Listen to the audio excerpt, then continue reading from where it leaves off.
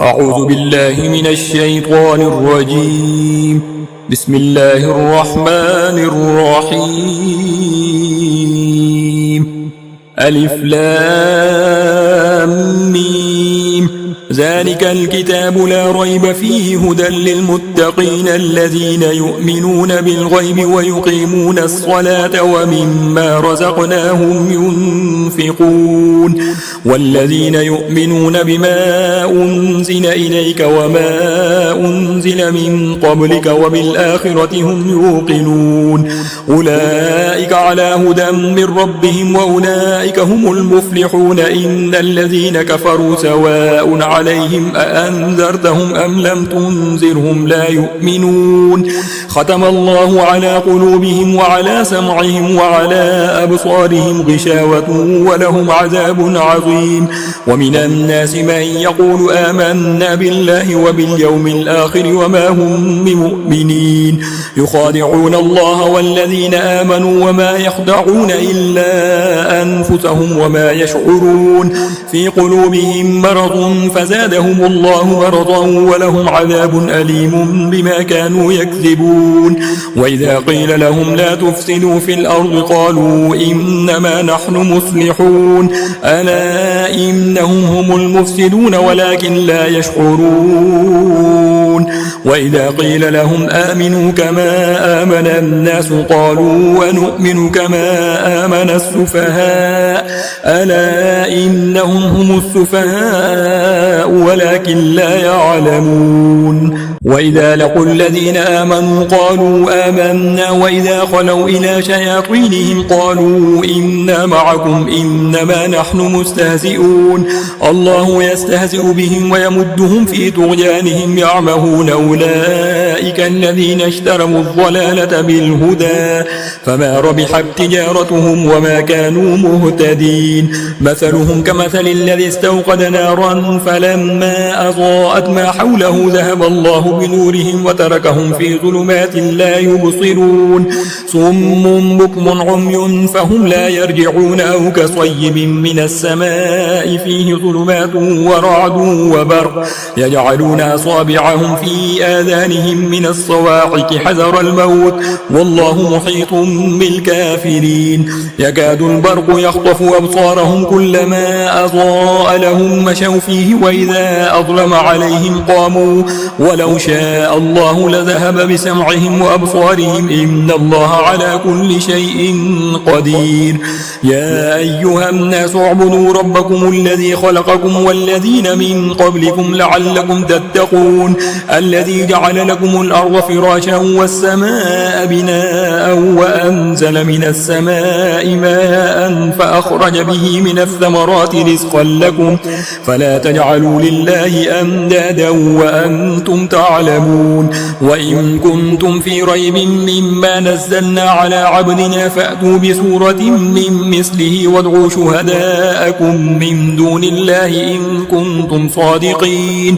فإن لم تفعلوا ولن تفعلوا فاتقوا النار التي وقودها الناس والحجارة أعدت للكافرين. وبشر الذين آمنوا وعملوا الصالحات أن لهم جنات تجري من تحتها الأنهار كلما رزقوا منها من ثمرة رزقا قالوا هذا الذي رزقنا من قبل وأتوا به متشابها ولهم فيها أزواج مطهرة وهم فيها خالدون. إن الله لا يستحي أن يضرب مثلا ما بعوضة فما فوقها فأما الذين آمنوا فيعلمون أنه الحق من ربهم وأما الذين كفروا فيقولون ماذا أراد الله بهذا مثلا يضل به كثيرا ويهدي به كثيرا وما يضل به إلا الفاسقين. الذين ينقضون عهد الله من بعد ميثاقه ويقطعون ما أمر الله به أن يوصل ويفسدون في الأرض أولئك هم الخاسرون.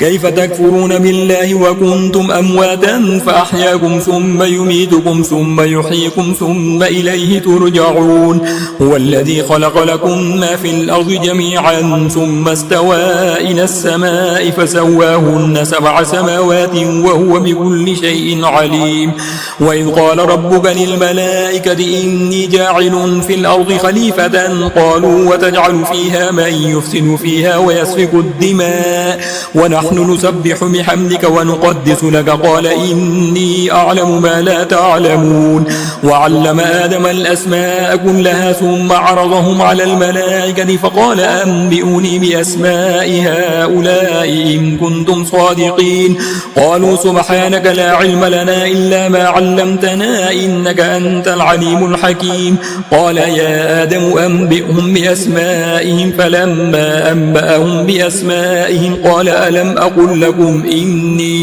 إني أعلم غيب السماوات والأرض وأعلم ما تبدون وما كنتم تكتمون. وإذ قلنا للملائكة اسجدوا لآدم فسجدوا إلا إبليس أبى واستكبر وكان من الكافرين. وقلنا يا آدم اسكن أنت وزوجك الجنة وكلا منها رغدا حيث جئتما ولا تقربا هذه الشجرة فتكونا من الظالمين. فأزلهما الشيطان عنها فأخرجهما مما كانا فيه وقلنا اهبطوا بعضكم لبعض عدو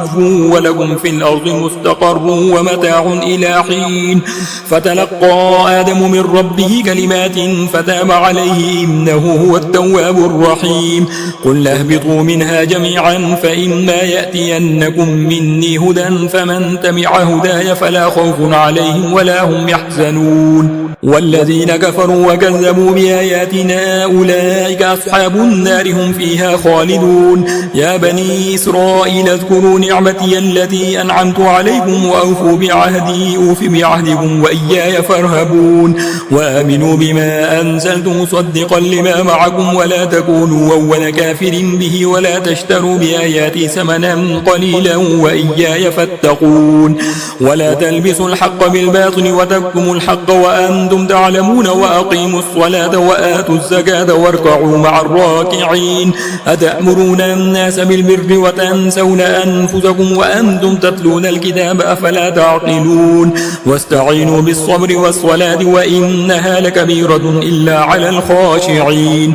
الذين يظنون أنهم ملاقو ربهم وأنهم إليه راجعون. يا بني إسرائيل اذكروا نعمتي التي أنعمت عليكم وأني فضلتكم على العالمين. واتقوا يوما لا تجزي نفس عن نفس شيئا ولا يقبل منها شفاعة ولا يؤخذ منها عدل ولا هم ينصرون. وإذ نجيناكم من آل فرعون يسومونكم سوء العذاب يذبحون أبناءكم ويستحيون نساءكم وفي ذلكم بلاء من ربكم عظيم. وإذ فرقنا بكم البحر فأنجيناكم وأغرقنا آل فرعون وأنتم تنظرون. وإذ وعدنا موسى 40 ليلة ثم اتخذتم العجل من بعده وأنتم ظالمون ثم عفونا عنكم من بعد ذلك لعلكم تشكرون. وإذ آتينا موسى الكتاب والفرقان لعلكم تهتدون. وإذ قال موسى لقومه يا قوم إنكم ظلمتم أنفسكم باتخاذكم العجل فتوبوا إلى بارئكم فاقتلوا أنفسكم ذلكم خير لكم عند بارئكم فتاب عليكم إنه هو التواب الرحيم. وإذ قلتم يا موسى لن نؤمن لك حتى نرى الله جهرة فأخذتكم الصاعقة وأنتم تنظرون ثم بعثناكم من بعد موتكم لعلكم تشكرون. وظللنا عليكم الغمام وأنزلنا عليكم المن والسلوى كلوا من طيبات ما رزقناكم وما ظلمونا ولكن كانوا أنفسهم يظلمون. وإذ قلنا ادخلوا هذه القرية فكلوا منها حيث شئتم رغدا وادخلوا الباب سجدا وقولوا حطة نغفر لكم خطاياكم وسنزيد المحسنين. فبدل الذين ظلموا قولا غير الذي قيل لهم فأنزلنا على الذين ظلموا رجزا من السماء بما كانوا يفسقون. وإذ استسقى موسى لقومه فقلنا اضرب بعصاك الحجر فانفجرت منه 12 عينا قد علم كل أناس مشربهم كلوا واشربوا من رزق الله ولا تعثوا في الأرض مفسدين. وإذ قلتم يا موسى لن نصبر على طعام واحد فادع لنا ربك يخرج لنا مما ما تنبت الأرض من بقلها وقثائها وفومها وعدسها وبصلها قال أتستبدلون الذي هو أدنى بالذي هو خير اهبطوا مصرا فإن لكم ما سألتم وضربت عليهم الذلة والمسكنة وباءوا بغضب من الله ذلك بأنهم كانوا يكفرون بآيات الله ويقتلون النبيين بغير الحق ذلك بما عصوا وكانوا يعتدون إن الذين آمنوا والذين هادوا والنصارى والصابئين من آمن بالله واليوم الآخر وعمل صالحا فلهم أجرهم عند ربهم ولا خوف عليهم ولا هم يحزنون وإذ أخذنا ميثاقكم ورفعنا فوقكم الطور خذوا ما آتيناكم بقوة واذكروا ما فيه لعلكم تتقون ثم توليتم من بعد ذلك فلولا فضل الله عليكم ورحمته لكنتم من الخاسرين ولقد علمتم الذين اعتدوا منكم في السبت فقلنا لهم كونوا قردة خاسئين فجعلناها نكالا لما بين يديها وما خلفها وموعظة للمتقين وإذ قال موسى لقومه إن الله يأمركم أن تذبحوا بقرة قالوا وتتخذنا هزوا قال أعوذ بالله أن نكون من الجاهلين قالوا ادع لنا ربك يبين لنا ما هي قال إنه يقول إنها بقرة لا فارض ولا بكر عوان بين ذلك فافعلوا ما تؤمرون قالوا ادع لنا ربك يبين لنا ما لونها قال إنه يقول إنها بقرة صفراء فاقع لونها تسر الناظرين قالوا ادع لنا ربك يبين لنا ما هي إن البقرة شابه علينا وإنا إن شاء الله لمهتدون قال إنه يقول إنها بقرة لا ذلول تثير الأرض ولا تسقي الحرث مسلمة لا شية فيها قالوا الآن جئت بالحق فذبحوها وما كادوا يفعلون وإذ قتلتم نفسا فادارأتم فيها والله مخرج ما كنتم تكتمون فقلنا اضربوه ببعضها كذلك يحيي الله الموتى ويريكم آياته لعلكم تعقلون ثم قست قلوبكم من بعد ذلك فهي كالحجارة أو أشد قسوة وإن من الحجارة لما يتفجر منه الأنهار وإن منها لما يشقق فيخرج منه الماء وإن منها لما يهبط من خشية الله وما الله بغافل عما تعملون أفتطمعون أن يؤمنوا لكم وقد كان فريق منهم يسمعون كلام الله ثم يحرفونه من بعد ما عقلوه وهم يعلمون وإذا لقوا الذين آمنوا قالوا آمنا وإذا خلا بعضهم إلى بعض قالوا وتحدثونهم بما فتح الله عليكم ليحاجوكم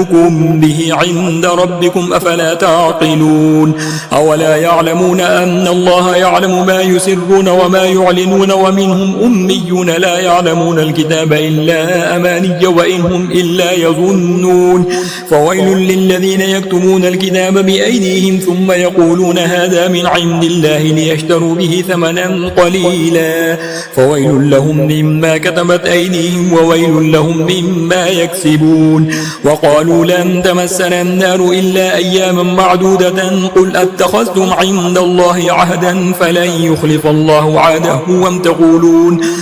يخلف الله عهده أم تقولون على الله ما لا تعلمون بلى من كسب سيئة وأحاطت به خطيئته فأولئك أصحاب النار هم فيها خالدون والذين آمنوا وعملوا الصالحات أولئك أصحاب الجنة هم فيها خالدون وإذا أخذنا ميثاق بني إسرائيل لا تعبدون إلا الله وبالوالدين إحسانا وذي القربى واليتامى والمساكين وقولوا للناس حسنا وأقيموا الصلاة وآتوا الزكاة ثم توليتم إلا قليلا منكم وأنتم معرضون وإذا أخذنا ميثاقكم لا تسفكون دماءكم ولا تخرجون أنفسكم من دياركم ثم أقررتم وأنتم تشهدون ثم أنتم هؤلاء تقتلون أنفسكم وتخرجون فريقا منكم من ديارهم تظاهرون عليهم بالإثم والعدوان وإن يأتوكم أسارى تفادوهم وهو محرم عليكم إخراجهم أفتؤمنون ببعض الكتاب وتكفرون ببعض فما جزاء من يفعل ذلك منكم إلا خزي في الحياة الدنيا ويوم القيامة يردون إلى أشد العذاب وما الله بغافل عما تعملون أولئك الذين اشتروا الحياة الدنيا بالآخرة فلا يخفف عنهم العذاب ولا هم ينصرون ولقد آتينا موسى الكتاب وقفينا من بعده من الرسل وآتينا عيسى ابن مريم البينات وأيدناه بروح القدس أفكلما جاءكم رسول بما لا تهوى أنفسكم استكبرتم ففريقا كذبتم وفريقا تقتلون وقالوا قلوبنا غلف بل لعنهم الله بكفرهم فقليلا ما يؤمنون ولما جاءهم كتاب من عند الله مصدق لما معهم وكانوا من قبل يستفتحون على الذين كفروا فلما جاءهم ما عرفوا كفروا به فلعنة الله على الكافرين بئس ما اشتروا به أنفسهم أن يكفروا بما أنزل الله بغيا أن ينزل الله من فضله على من يشاء من عباده فباءوا بغضب على غضب وللكافرين عذاب مهين وإذا قيل لهم آمنوا بما أنزل الله قالوا نؤمن بما أنزل علينا ويكفرون بما وراءه وهو الحق مصدقا لما معهم قل فلم تقتلون أنبياء الله من قبل إن كنتم مؤمنين ولقد جاءكم موسى بالبينات ثم اتخذتم العجل من بعده وأنتم ظالمون وإذا أخذنا ميثاقكم ورفعنا فوقكم الطور خذوا ما آتيناكم بقوة واسمعوا قالوا سمعنا وعصينا وأشربوا في قلوبهم العجل بكفرهم قل بئس ما يأمركم به إيمانكم إن كنتم مؤمنين قل إن كانت لكم الدار الآخرة عند الله خالصة من دون الناس فتمنوا الموت إن كنتم صادقين ولن يتمنوه أبدا بما قدمت أيديهم والله عليم بالظالمين ولتجدنهم أحرص الناس على حياة ومن الذين أشركوا يود أحدهم لو يعمر 1000 سنة وما هو بمزحزحه من العذاب أن يعمر والله بصير بما يعملون قل من كان عدوا لجبريل فإنه نزله على قلبك بإذن الله مصدقا لما بين يديه وهدى وبشرى للمؤمنين من كان عدوا لله وملائكته ورسله وجبريل وميكال فإن الله عدو للكافرين ولقد أنزلنا إليك آيات بينات وما يكفر بها إلا الفاسقون أوكلما عاهدوا عهدا نبذه فريق منهم بل أكثرهم لا يؤمنون ولما جاءهم رسول من عند الله مصدق لما معهم نبذ فريق من الذين أوتوا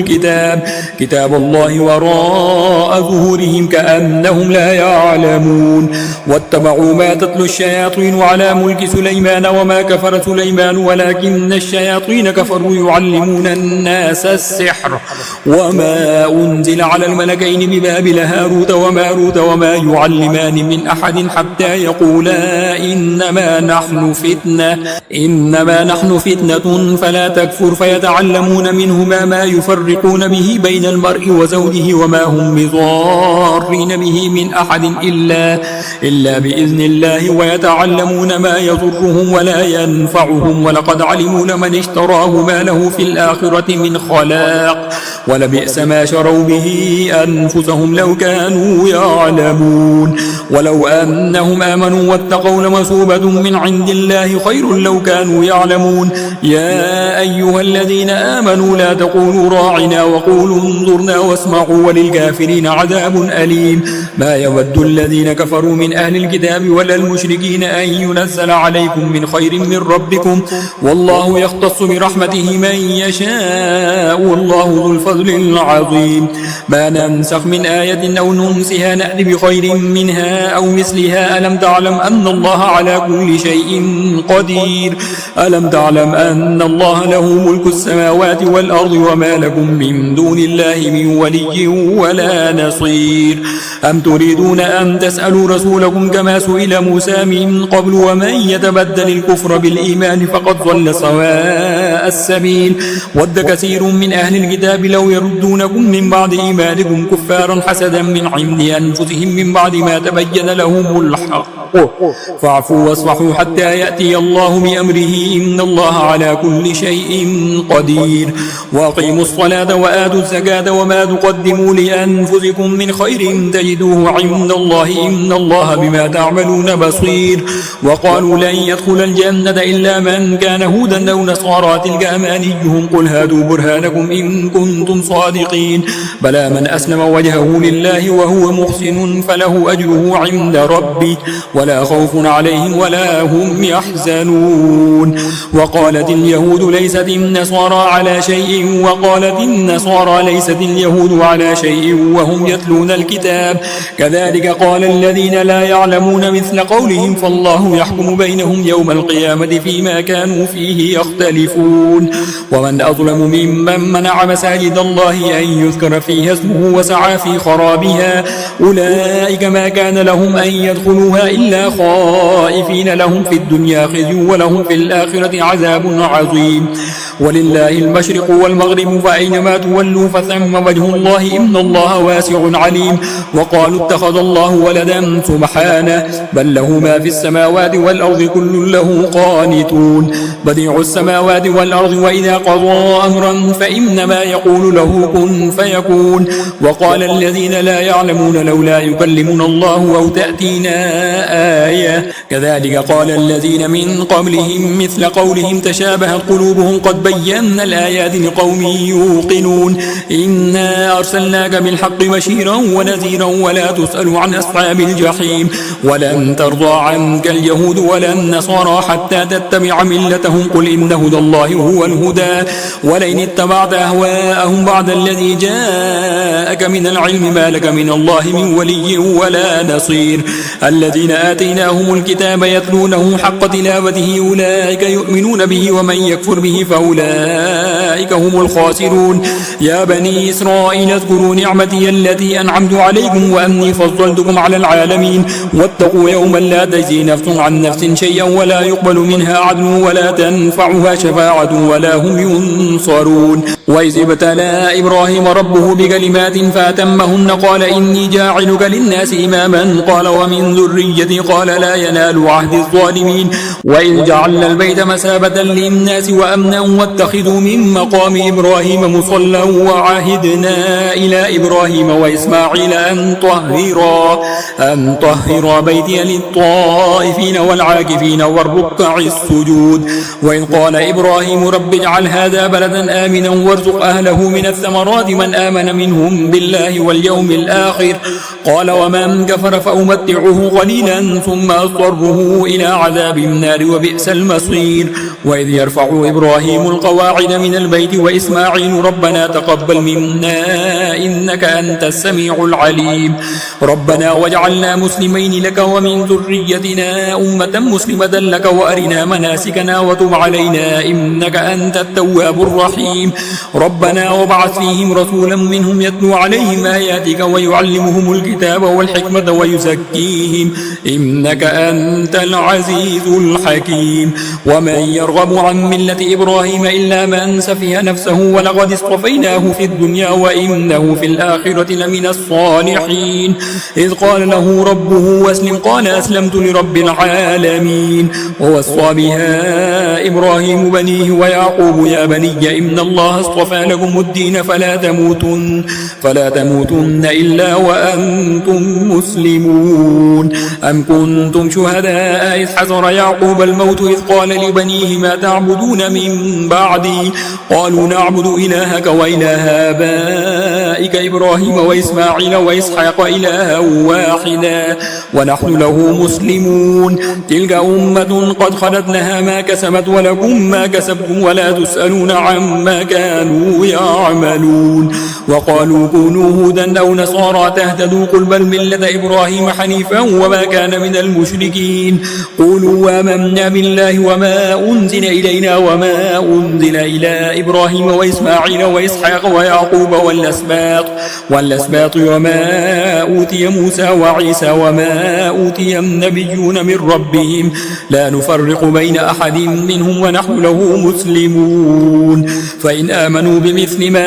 آمنتم به فقد اهتدوا وإن تولوا فإنما هم في شقاق فسيكفيكهم الله وهو السميع العليم صبغة الله ومن أحسن من الله صبغة ونحن له عابدون قل أتحاجوننا في الله وهو ربنا وربكم ولنا أعمالنا ولكم أعمالكم ونحن له مخلصون أم تقولون إن إبراهيم وإسماعيل وإسحاق ويعقوب والأسباط وكانوا هودا أو نصارى قل أأنتم أعلم أم الله ومن أظلم ممن كتم شهادة عنده من الله وما الله بغافل عما تعملون تلك أمة قد خلت لها ما كسبت ولكم ما كسبتم ولا تسألون عما كانوا يعملون سيقول السفهاء من الناس ما ولاهم عن قبلتهم التي كانوا عليها قل لله المشرق والمغرب يهدي من يشاء إلى صراط مستقيم وكذلك جعلناكم أمة وسطا لتكونوا شهداء على الناس ويكون الرسول عليكم شهيدا وما جعلنا القبلة التي كنت عليها إلا لنعلم من يتبع الرسول ممن ينقلب على عقبيه وإن كانت لكبيرة إلا على الذين هدى الله وما كان الله ليضيع إيمانكم إن الله بالناس لرؤوف رحيم قد نرى تقلب وجهك في السماء فلنولينك قبلة ترضاها فول وجهك شطر المسجد الحرام وحيث ما كنتم فولوا وجوهكم شطره وإن الذين أوتوا الكتاب لا يعلمون أنه الحق من ربهم وما الله بغافل عما يعملون ولئن أتيت الذين أوتوا الكتاب بكل آية ما تبعوا قبلتك وما أنت بتابع قبلتهم وما بعضهم بتابع قبلة بعض ولئن اتبعت أهواءهم من بعد ما جاءك من العلم إنك إذا لمن الظالمين الذين آتيناهم الكتاب يعرفونه كما يعرفون أبناءهم وإن فريقا منهم ليكتمون الحق وهم يعلمون الحق من ربك فلا تكونن من الممترين ولكل وجهة هو موليها فاستبقوا الخيرات أينما تكونوا يأتي بكم الله جميعا إن الله على كل شيء قدير ومن حيث خرجت فول وجهك شطر المسجد الحرام وإنه للحق من ربك وما الله بغافل عما تعملون ومن حيث خرجت فول وجهك شطر المسجد الحرام وحيث ما كنتم فولوا وجوهكم شطره لئلا يكون للناس عليكم حجة إلا الذين ظلموا منهم فلا تخشوهم واخشوني ولأتم نعمتي عليكم ولعلكم تهتدون كما أرسلنا فيكم رسولا منكم يتلو عليكم آياتنا ويزكيكم ويعلمكم الكتاب والحكمة ويعلمكم ما لم تكونوا تعلمون فاذكروني أذكركم واشكروا لي ولا تكفرون يا أيها الذين آمنوا استعينوا بالصبر والصلاة إن الله مع الصابرين ولا تقولوا لمن يقتل في سبيل الله أموات بل أحياء ولكن لا تشعرون ولنبلونكم بشيء من الخوف والجوع ونقص من الأموال والأنفس والثمرات وبشر الصابرين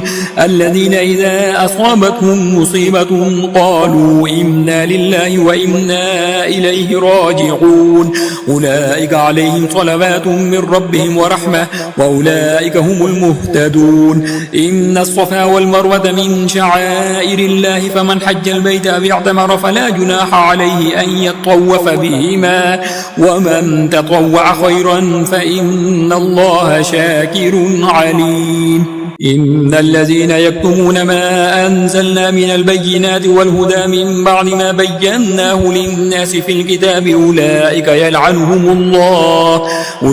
يلعنهم الله ويلعنهم اللاعنون إلا الذين تابوا وأصلحوا وبينوا فأولئك أتوب عليهم وأنا التواب الرحيم إن الذين كفروا وماتوا وهم كفار أولئك عليهم لعنة الله والملائكة والناس أجمعين خالدين فيها لا يخفف عنهم العذاب ولا هم ينظرون وإلهكم إله واحد لا إله إلا هو الرحمن الرحيم إن في خلق السماوات والأرض واختلاف الليل والنهار والفلك التي تجري في البحر بما ينفع الناس وما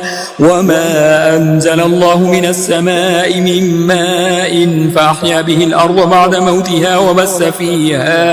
وبث فيها من كل دابة وتصريف الرياح والسحاب المسخر بين السماء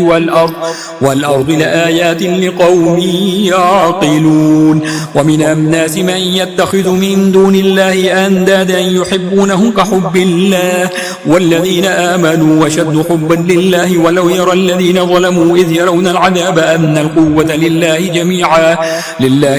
وأن الله شديد العذاب إذ تبرأ الذين اتبعوا من الذين اتبعوا ورأوا العذاب وتقطعت بهم الأسباب وقال الذين اتبعوا لو أن لنا كرة فنتبرأ منهم كما تبرأوا منا كذلك يريهم الله أعمالهم حسرات عليهم وما هم بخارجين من النار يا أيها الناس كلوا مما في الأرض حلالا طيبا ولا تتبعوا خطوات الشيطان إنه لكم عدو مبين إنما يأمركم بالسوء والفحشاء وأن تقولوا على الله ما لا تعلمون وإذا قيل لهم اتبعوا ما أنزل الله قالوا بل نتبع ما ألفينا عليه آباءنا أولو كان آباؤهم لا يعقلون شيئا ولا يهتدون ومثل الذين كفروا كمثل الذي ينعق بما لا يسمع إلا دعاء ونداء صم بكم عمي فهم لا يعقلون يا أيها الذين آمنوا كلوا من طيبات ما رزقناكم واشكروا لله إن كنتم إياه تعبدون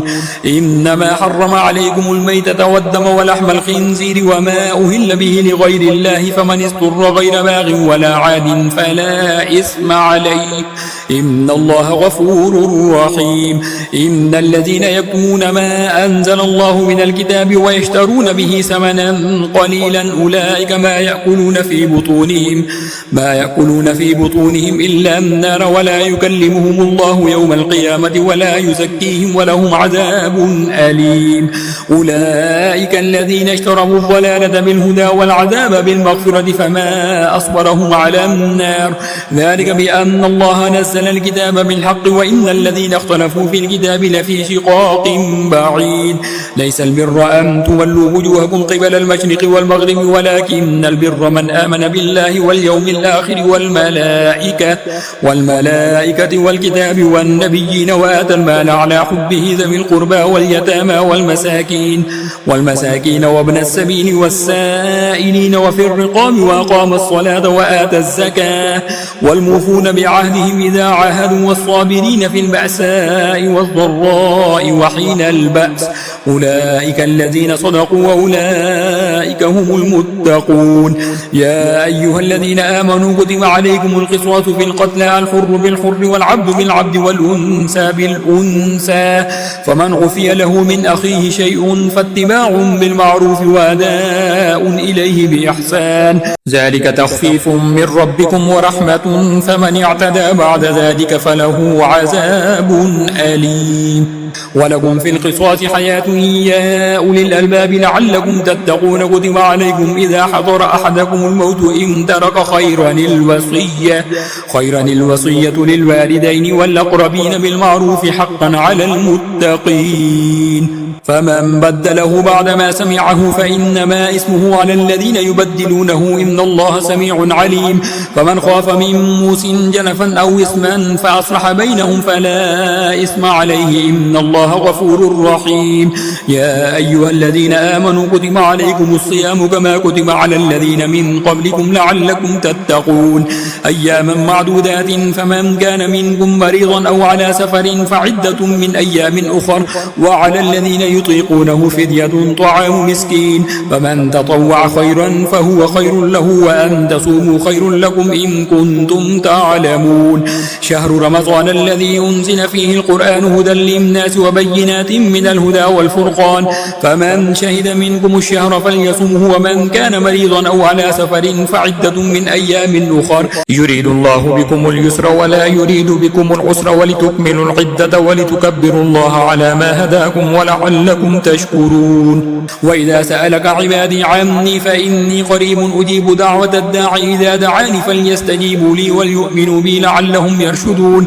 أحل لكم ليلة الصيام الرفث إلى نسائكم هن لباس لكم وأنتم لباس لهن علم الله أنكم كنتم تختانون أنفسكم فتاب عليكم وعفى عنكم فالآن باشروهن وابتغوا ما كتب الله لكم وكلوا واشربوا حتى يتبين لكم الخيط الأبيض من الخيط الأسود من الفجر ثم أتموا الصيام إلى الليل ولا تباشروهن وأنتم عاكفون في المساجد تلك حدود الله فلا تقربوها كذلك يبين الله آياته للناس لعلهم يتقون. ولا تأكلوا أموالكم بينكم بالباطل وتدلوا بها إلى الحكام لتأكلوا فريقا من أموال الناس بالإثم وأنتم تعلمون. يسألونك عن الله الذي قل هي مواقيت للناس والحج وليس البر بأن تأتوا البيوت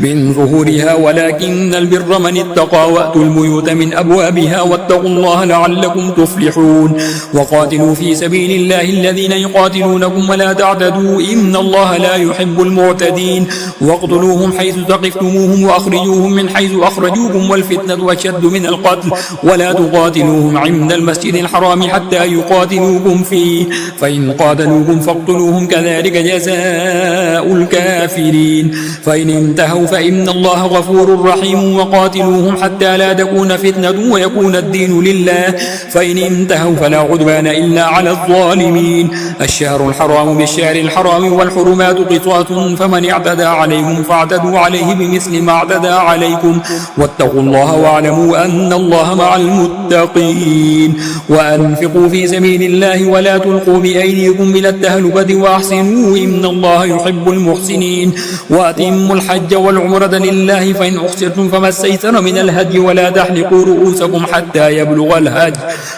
يبلغ الهدي محله فمن كان منكم مريضا أو به أذى من رأسه ففدية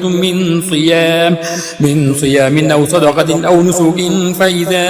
أمنتم فمن تمتع بالعمرة إلى الحج فما استيسر من الهدي فمن لم يجد فصيام 3 أيام في الحج و7 إذا رجعتم تلك 10 كاملة ذلك لمن لم يكن أهله حاضر المسجد الحرام واتقوا الله واعلموا أن الله شديد العقاب. الحج أشهر معلومات فمن فرض فيهن الحج فلا رفث ولا فسوق ولا جدال في الحج وما تفعلوا من خير يعلمه الله وتزودوا فإن خير الزاد التقوى واتقون يا أولي الألباب. ليس عليكم جناح أن تبتغوا فضلا من ربكم فإذا أفضتم من عرفات فاذكروا الله عند المشعر الحرام واذكروه كما هداكم وإن كنتم من قبله لمن الضالين. ثم أفيضوا من حيث أفاض الناس واستغفروا الله إن الله غفور رحيم. فإذا قضيتم مناسككم فاذكروا الله كذكركم آباءكم أو أشد ذكرا.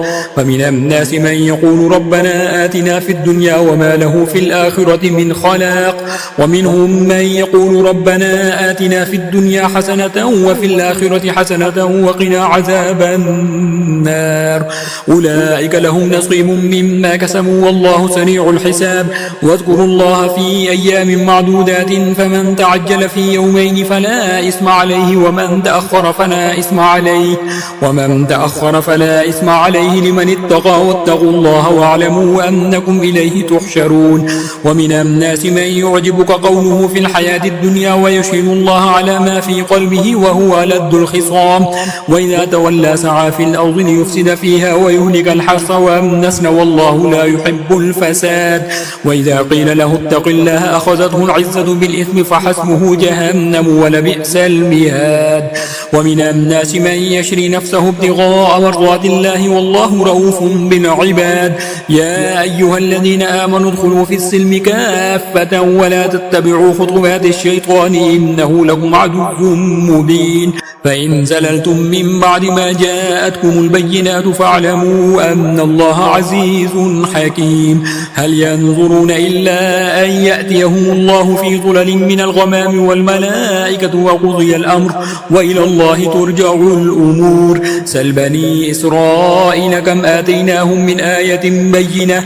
ومن يبدل نعمة الله من بعد ما جاءته فإن الله شديد العقاب. زين للذين كفروا الحياة الدنيا ويسخرون من الذين آمنوا والذين اتقوا فوقهم يوم القيامة والله يرزق من يشاء بغير حساب. كان الناس أمة واحدة فبعث الله النبيين مبشرين ومنذرين وأنزل معهم الكتاب بالحق ليحكم بين الناس فيما اختلفوا فيه وما اختلف فيه إلا الذين أوتوه من بعد ما جاءتهم البينات بغيا بينهم فهدى الله الذين آمنوا لما اختلفوا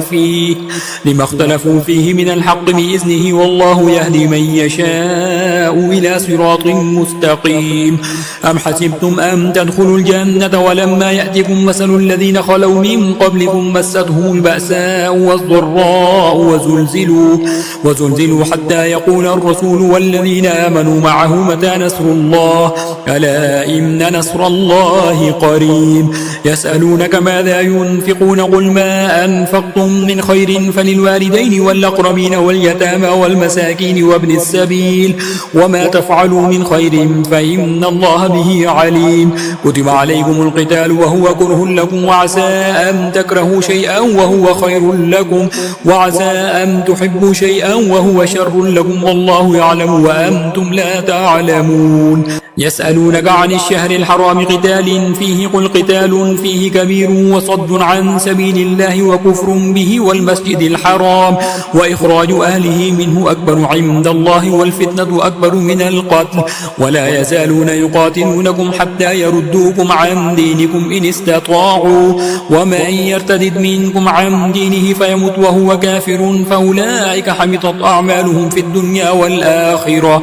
وأولئك أصحاب النار هم فيها خالدون. إن الذين آمنوا والذين هاجروا وجاهدوا في سبيل الله أولئك يرجون رحمة الله والله غفور رحيم. يسألونك عن الخمر والميسر قل فيهما إثم كبير ومنافع للناس وإثمهما أكبر من نفعهما ويسألونك ماذا ينفقون قل العفو كذلك يبين الله لكم الآيات لعلكم تتفكرون في الدنيا والآخرة. ويسألونك عن اليتامى قل إصلاح لهم خير وإن تخالطوهم فإخوانكم والله يعلم المفسد من المصلح ولو شاء الله لأعنتكم إن الله عزيز حكيم. ولا تنكحوا المشركات حتى يؤمن ولأمة مؤمنة خير من مشركة ولو أعجبتكم ولا تنكحوا المشركين حتى يؤمنوا ولعبد مؤمن خير من مشرك ولو أعجبكم أولئك يدعون إلى النار والله يدعو إلى الجنة والمغفرة بإذنه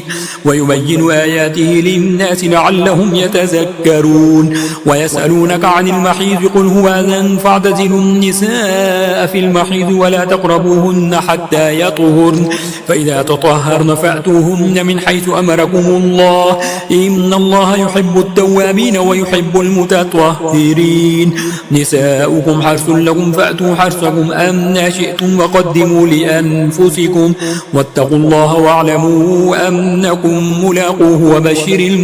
المؤمنين. ولا تجعلوا الله عرضة لأيمانكم أن تبروا وتتقوا وتصلحوا بين الناس والله سميع عليم. لا يؤاخذكم الله باللغو في أيمانكم ولكن يؤاخذكم بما كسبت قلوبكم والله غفور حليم. للذين يؤلون من نسائهم تربص 4 أشهر فإن فاءوا فإن الله غفور رحيم وإن عزموا الطلاق فإن الله سميع عليم. والمطلقات يتربصن بأنفسهن 3 قروء ولا يحل لهن أن يكتمن ما خلق الله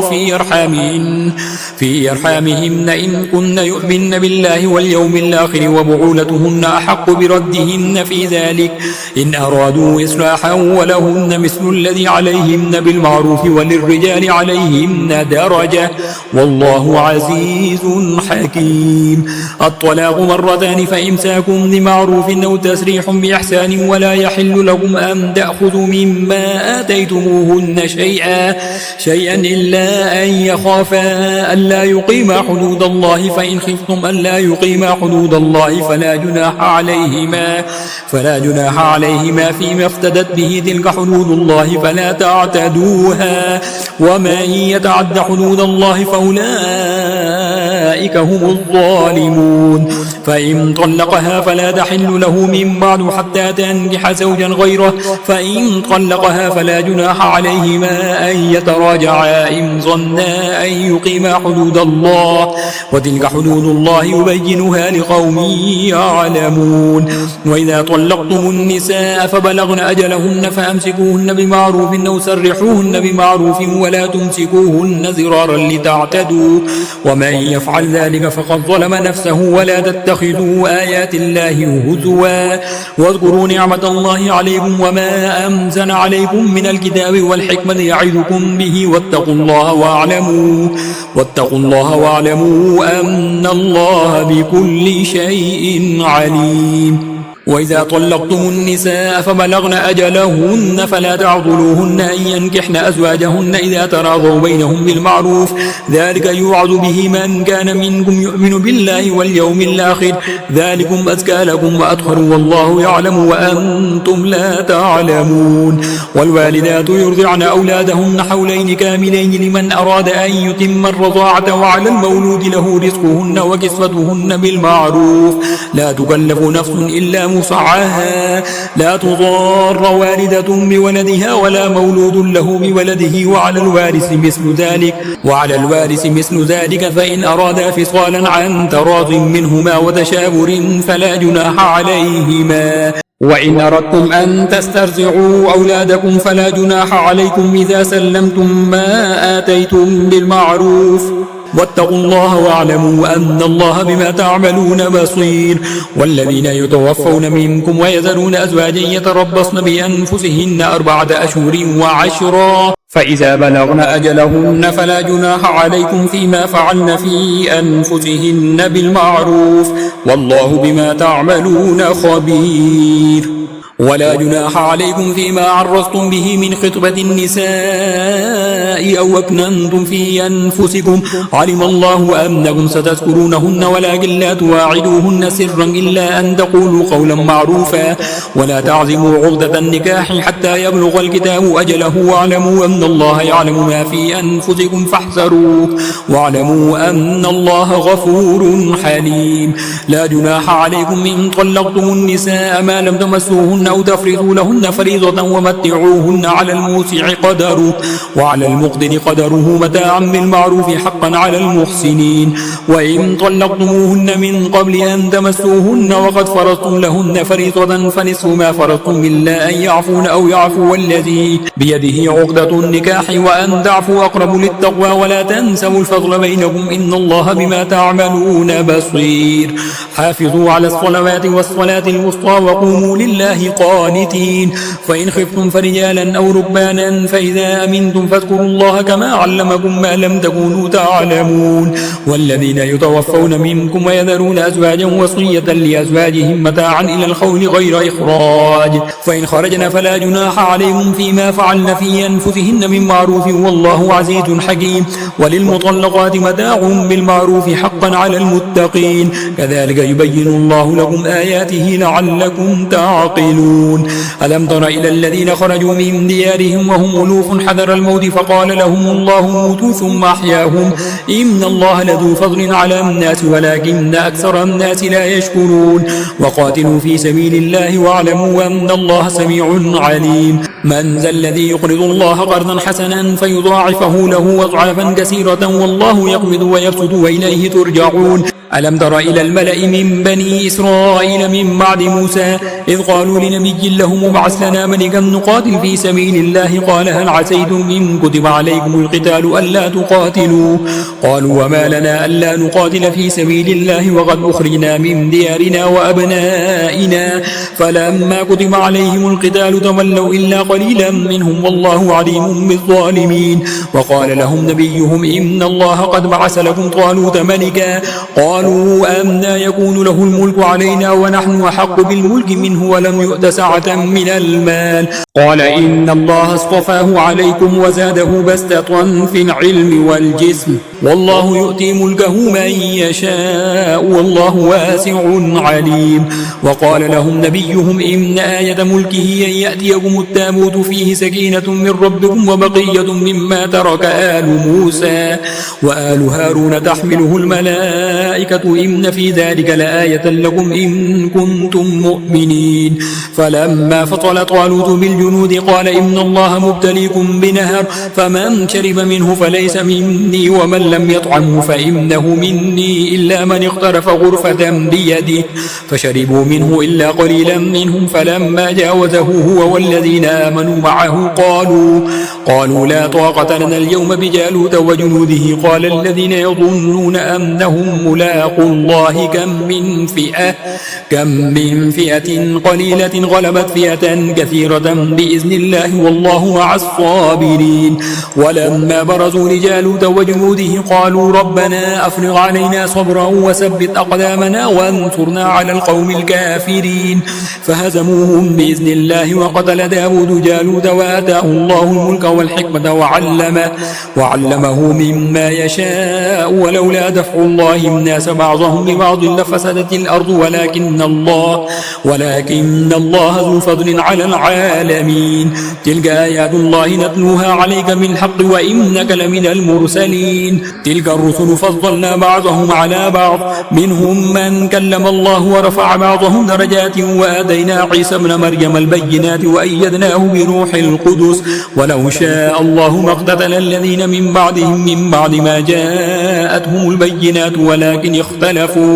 ولكن اختلفوا فمنهم من آمن ومنهم من كفر ولو شاء الله ما اقتتلوا ولكن الله يفعل ما يريد يا أيها الذين آمنوا أنفقوا مما رزقناكم من قبل أن يأتي يوم لا بيع فيه ولا خلة ولا شفاعة والكافرون هم الظالمون الله لا إله إلا هو الحي القيوم لا تأخذه سنة ولا نوم له ما في السماوات وما في الأرض من ذا الذي يشفع عنده إلا بإذنه يعلم ما بين أيديهم وما خلفهم ولا يحيطون بشيء من علمه إلا بما شاء وسع كرسيه السماوات والأرض ولا يؤوده حفظهما وهو العلي العظيم لا إكراه في الدين قد تبين الرشد من الغي فمن يكفر بالطاغوت ويؤمن بالله فقد استمسك بالعروة الوثقى لا انفصام لها والله سميع عليم الله ولي الذين آمنوا يخرجهم من الظلمات إلى النور والذين كفروا أولياؤهم الطاغوت يخرجونهم من النور إلى الظلمات أولئك أصحاب النار هم فيها خالدون ألم تر إلى الذي حاج إبراهيم في ربه أن آتاه الله الملك إذ قال إبراهيم ربي الذي يحيي ويميت قال أنا أحيي وأميت قال إبراهيم فإن الله يأتي بالشمس من المشرق فأت بها من المغرب فمهد الذي كفر والله لا يهدي القوم الظالمين أو كالذي مر على قرية وهي خاوية على عروشها قال أنى يحيي هذه الله بعد موتها فأماته الله 100 عام ثم بعثه قال كم لبثت قال لبثت يوما أو بعض يوم قال بل لبثت 100 عام فانظر إلى طعامك وشرابك لم يتسنه وانظر إلى حمارك ولنجعلك آية للناس وانظر إلى العظام كيف ننشزها ثم نكسوها لحما فلما تبين له قال أعلم أن الله على كل شيء قدير وإذ قال إبراهيم رب أرني كيف تحيي الموتى قال أولم تؤمن قال بلى ولكن ليطمئن قلبي قال فخذ 4 من الطير فصرهن إليك ثم اجعل على كل جبل منهن منهن جزءا ثم ادعهن يأتينك سعيا واعلم أن الله عزيز حكيم. مثل الذين ينفقون أموالهم في سبيل الله كمثل حبة أنبتت 7 سنابل في كل سنبلة 100 حبة والله يضاعف لمن يشاء والله واسع عليم. الذين ينفقون أموالهم في سبيل الله ثم لا يتبعون ما أنفقوا منا ولا أذى لهم أجرهم عند ربهم ولا خوف عليهم ولا هم يحزنون. قول معروف ومغفرة خير من صدقة يتبعها أذى والله غني حليم. يا أيها الذين آمنوا لا تبطلوا صدقاتكم بالمن والأذى كالذي ينفق ماله رئاء الناس ولا يؤمن بالله واليوم الآخر فمثله كمثل صفوان عليه تراب فأصابه وابل فتركه صلدا لا يقدرون على شيء مما كسبوا والله لا يهدي القوم الكافرين. ومثل الذين ينفقون أموالهم ابتغاء مرضات الله وتثبيتا من أنفسهم كمثل جنة بربوة أصابها وابل فآتت أكلها ضعفين فإن لم يصبها وابل فطلوا والله بما تعملون بصير. أيود أحدكم أن تكون له جنة من نخيل وأعناب تجري من تحتها الأنهار له فيها من كل الثمرات وأصابه الكبر وله ذرية ضعفاء فأصابها إعصار فيه نار فاحترقت كذلك يبين الله لكم الآيات لعلكم تتفكرون. يا أيها الذين آمنوا أنفقوا من طيبات ما كسبتم ومما أخرجنا لكم من الأرض ولا تيمموا الخبيث منه تنفقون ولستم بآخذه إلا أن تغمزوا فيه واعلموا أن الله غني حميد. الشيطان يعدكم الفقر ويأمركم بالفحشاء والله يعدكم مغفرة منه وفضلا والله واسع عليم. يؤتي الحكمة من يشاء ومن يؤت الحكمة فقد أوتي خيرا كثيرا وما يذكر إلا أولو الألباب. وما أنفقتم من نفقة أو نذرتم من نذر فإن الله يعلمه وما للظالمين من أنصار. إن تبدوا الصدقات فنعما هي وإن تخفوها وتؤتوها الفقراء فهو خير لكم ويكفر عنكم من سيئاتكم والله بما تعملون خبير. ليس عليك هداهم ولكن الله يهدي من يشاء وما تنفقوا من خير فلأنفسكم وما تنفقون إلا ابتغاء وجه الله وما تنفقوا من خير يوفى إليكم وأنتم لا تظلمون. للفقراء الذين أحسنوا في سبيل الله لا يستطيعون ضربا في الأرض يحسبهم الجاهل أغنياء من التعفف تعرفهم بسيماهم لا يسألون الناس إلحافا وما تنفقوا من خير فإن الله به عليم. الذين ينفقون أموالهم بالليل والنهار سرا وعلانية فلهم أجرهم عند ربهم ولا خوف عليهم ولا هم يحزنون. الذين يأكلون الربا لا يقومون إلا كما يقوم الذي يتخبطه الشيطان من المس ذلك بأنهم قالوا إنما البيع مثل الربا وأحل الله البيع وحرم الربا فمن جاءه موعظة من ربه فانتهى فله ما سلف وأمره إلى الله ومن عاد فأولئك أصحاب النار هم فيها خالدون. يمحق الله الربا ويربي الصدقات والله لا يحب كل كفار أثيم. إن الذين آمنوا وعملوا الصالحات وأقاموا الصلاة وآتوا الزكاة لهم أجرهم عند ربهم ولا خوف عليهم ولا هم يحزنون. يا أيها الذين آمنوا اتقوا الله الله وذروا ما بقي من الربا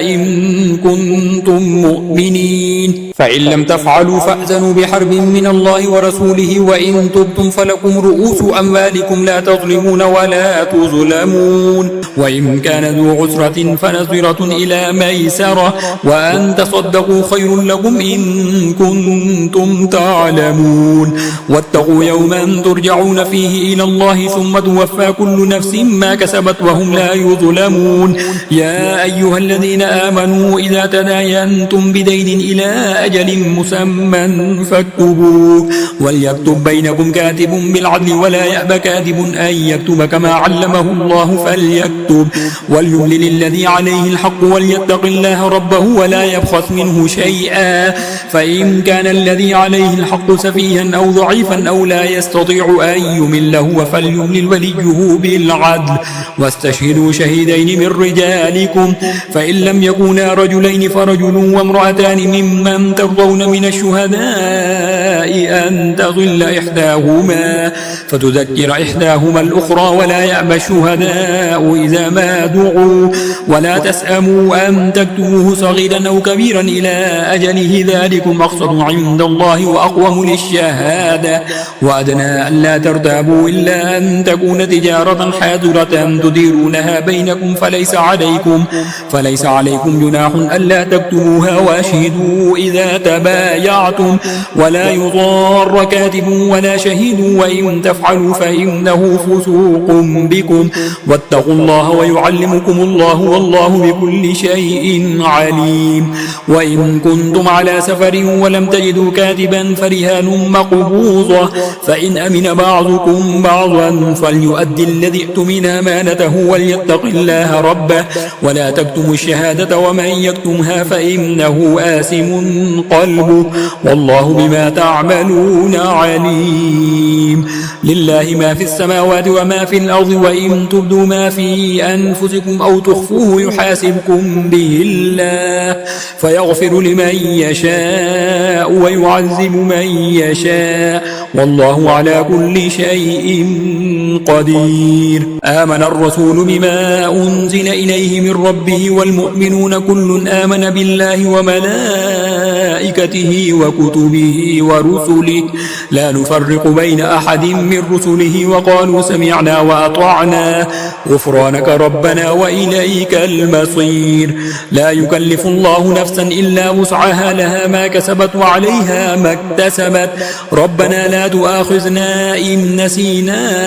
أو أخطأنا ربنا ولا تحمل علينا إصرا كما حملته على الذين من قبلنا ربنا ولا تحملنا ما لا طاقة لنا به واعف عنا واغفر لنا وارحمنا